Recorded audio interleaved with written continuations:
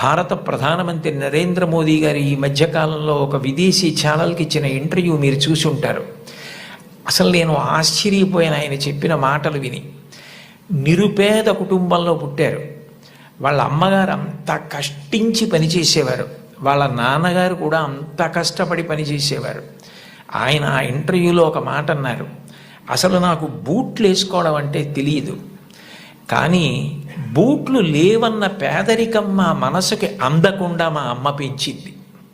అంటే ఉన్నదానిలో అంత తృప్తిగా బ్రతకడం మా అమ్మ నేర్పింది.